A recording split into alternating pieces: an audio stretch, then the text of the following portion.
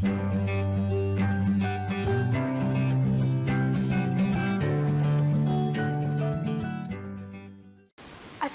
warahmatullahi wabarakatuh. Pada kesempatan kali ini, saya, Agi Khairunisa, akan membahas materi biologi kelas 10 pada semester 2, yaitu mengenai Kingdom Animalia. Kingdom Animalia ini merupakan salah satu kingdom yang sangat populer, karena kita ada di dalam kingdom tersebut. Nah, jangan bosan untuk melihat gambar ini ya, karena dari gambar ini kita bisa lebih paham lagi di mana letak kingdom-kingdom yang telah kita pelajari, juga sebagai ulasan ya. Nah, kingdom terakhir yang akan kita pelajari adalah Kingdom Animalia. Sifatnya adalah multiselular dan juga dia eukariotik.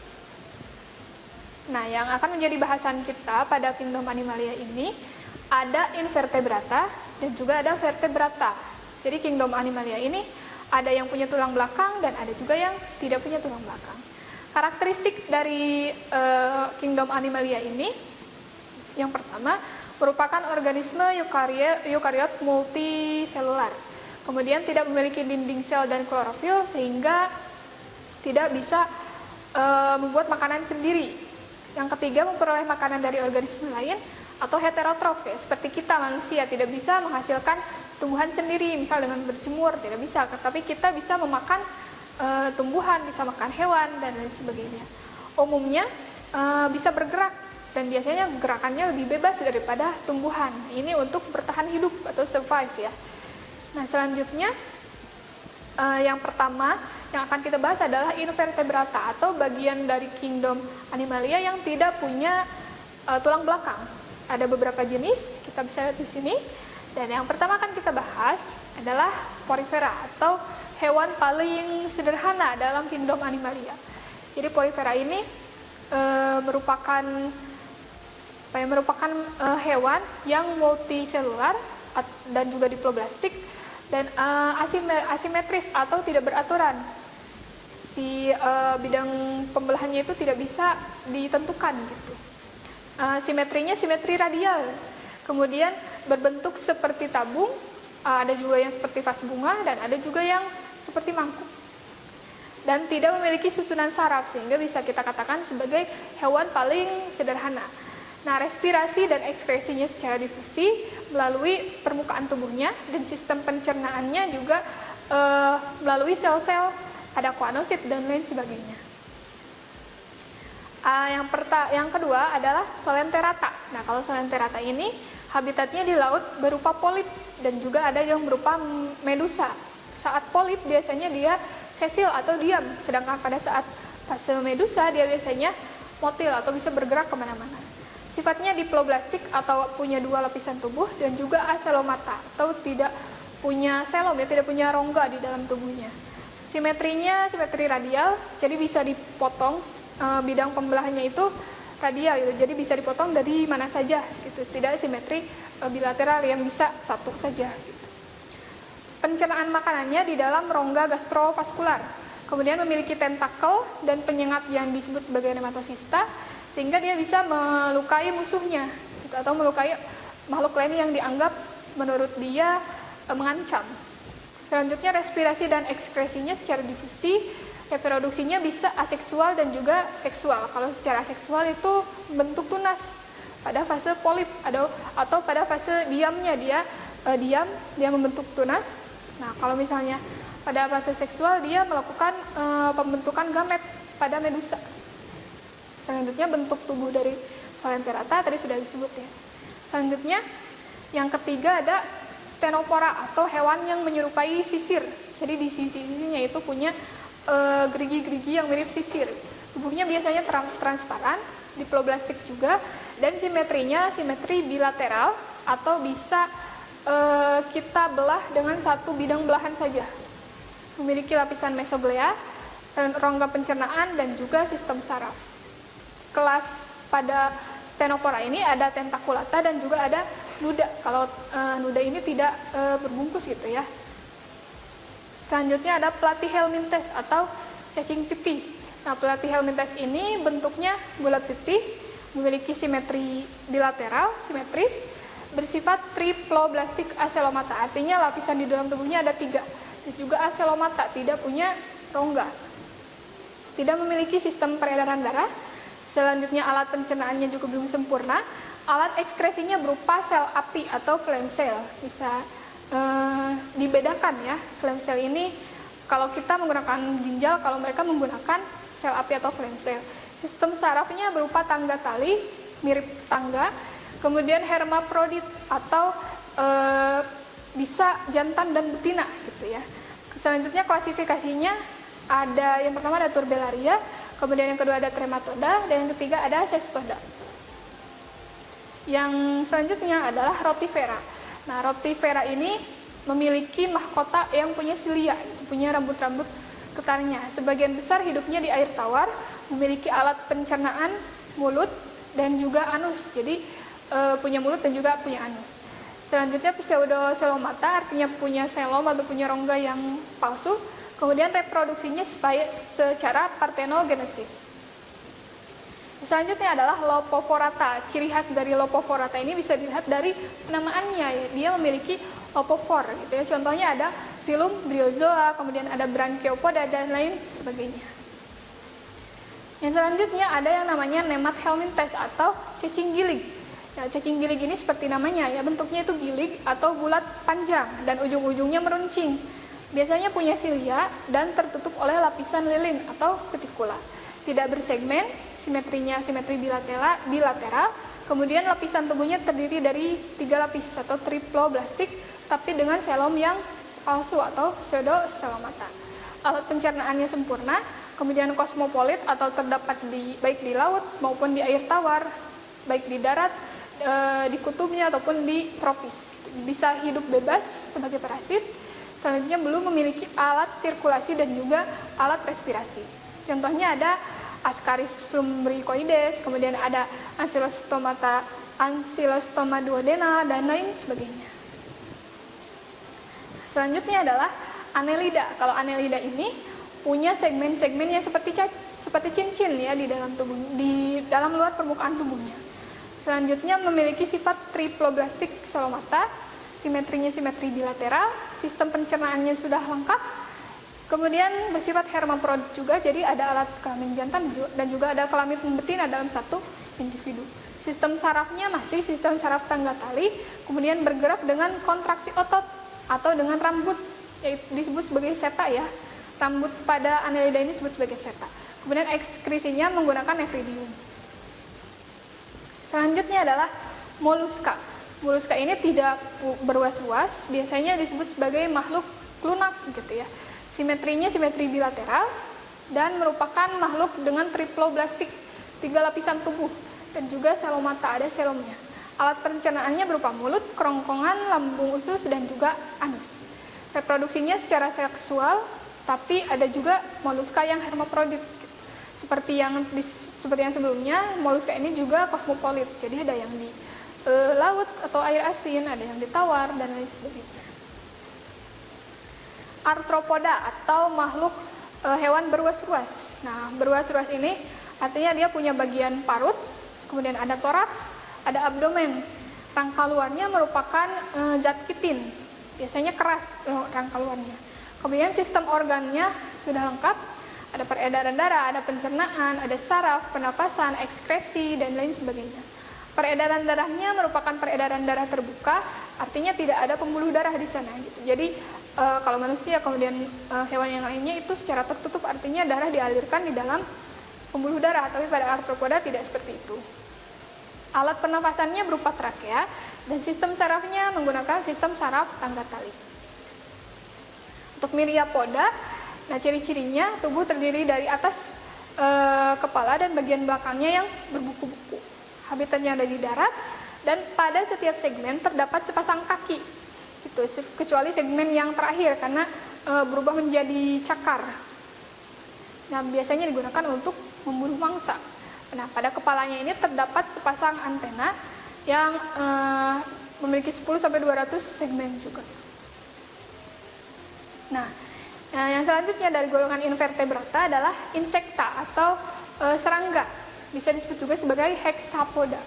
Hexapoda ini artinya punya 6 kaki ya, hexa artinya 6 dan juga podang atau pons artinya kaki.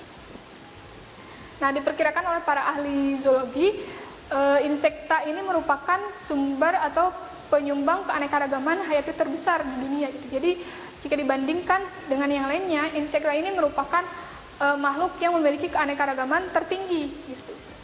Nah, insekta ini berhabitat di hampir seluruh bagian biosfer atau seluruh bagian bumi ya, seluruh bagian bumi yang ada kehidupannya, kecuali di laut. Selanjutnya ada Echinodermata. Echinodermata ini memiliki simetri yang bilateral pada fase larvanya, sedangkan saat dia dewasa dia berubah menjadi simetri radial. Punya 3 lapisan dan juga sel mata.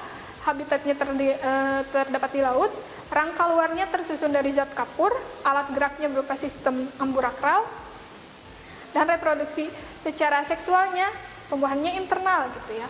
Memiliki bagian-bagian yang khusus. Selanjutnya, nah, selain tadi invertebrata, selanjutnya kita akan ke bahasan chordata.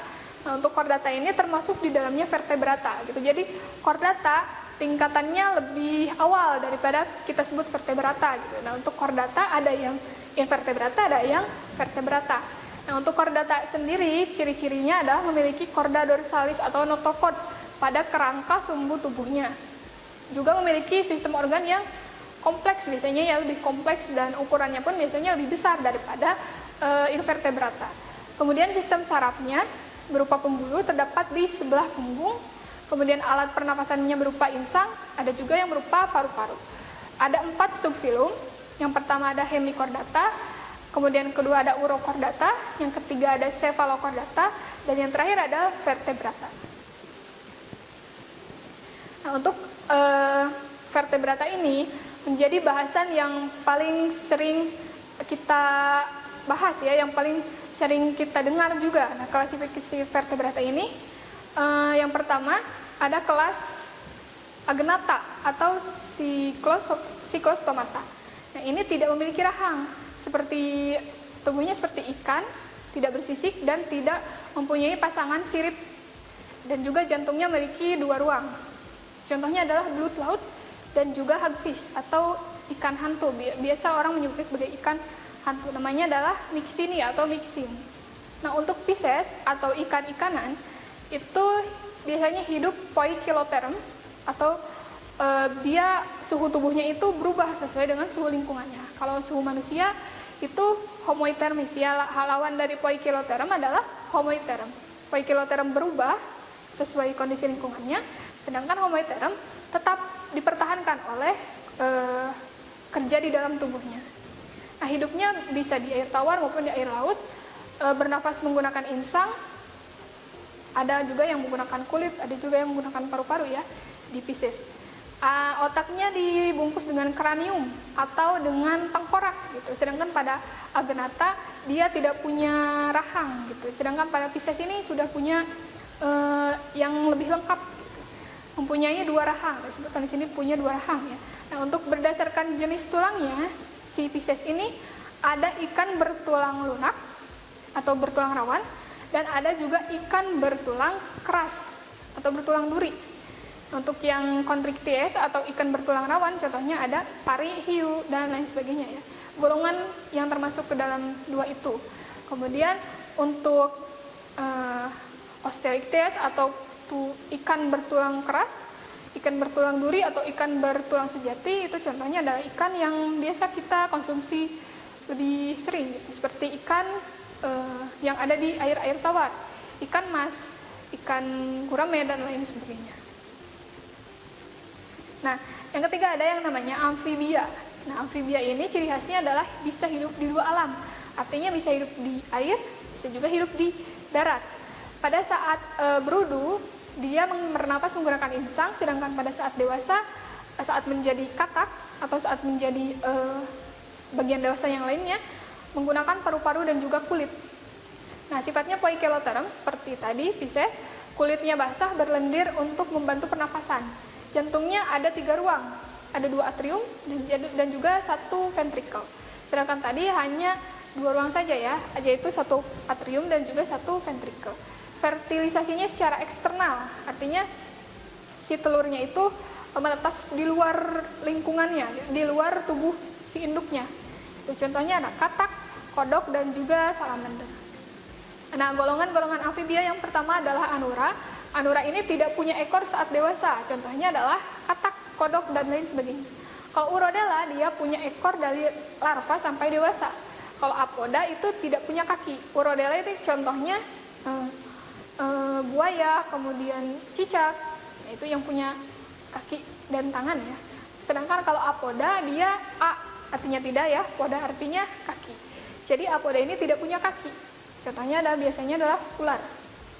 Selanjutnya adalah reptilia atau reptil.